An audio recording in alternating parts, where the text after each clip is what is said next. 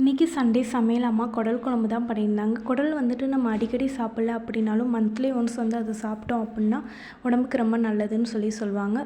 So இன்றைக்கி குடல் வாங்கிட்டு வந்ததுமே ஹாட் வாட்டர் ஊற்றி அம்மா வந்துட்டு கொஞ்சம் நேரம் ஊற வச்சுட்டாங்க. அதுக்கப்புறம் எடுத்து அதை ஒரு 3 டைம் வாஷ் பண்ணிவிட்டு அதோடு வந்துட்டு குக்கரில் ஃப்ரெஷ்ஷாக குக் பண்ணி எடுக்கலாம் அப்படின்னு சொல்லிட்டு தான் வந்துட்டு கொஞ்சமாக மஞ்சத்தூள், மிளகுத்தூள், அதுக்கப்புறம் வந்துட்டு நல்லெண்ணெய் ஊற்றி அம்மா ஃப்ரெஷ்ஷாக குக் பண்ணி எடுத்துட்டாங்க. அதுக்கப்புறம் தாளிப்புக்கு தேவையான வெங்காயம், தக்காளி, புதினா, கொத்தமல்லி இதெல்லாம் வந்துட்டு எடுத்துக்கிட்டாங்க. எடுத்துகிட்டு வந்துட்டு அம்மா கொத்தமல்லி, புதினா, பட்டை, சோம்பு இதெல்லாம் போட்டு தாளிச்சிட்டு அதுக்கப்புறம் வெங்காயமும் தக்காளியும் வந்துட்டு சேர்த்துக்கிட்டாங்க. அது நல்லா ஒன்றோட ஒன்றா மிக்ஸ் ஆகி வரும். வீட்டு மிளகாய் பொடி தான் அம்மா வந்துட்டு இதுக்கு யூஸ் பண்ணியிருந்தாங்க. அதுக்கப்புறம் கரம் மசாலா பொடியும் வந்துட்டு இதில் ஆட் பண்ணியிருந்தாங்க.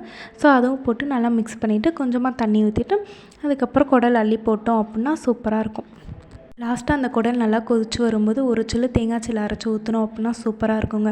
அதோடு அவ்வளோதாங்க. அதுக்கப்புறம் தேங்காயும் நல்லா கொதிச்சு வரவும் ஆஃப் பண்ணிட்டா முடிஞ்சு.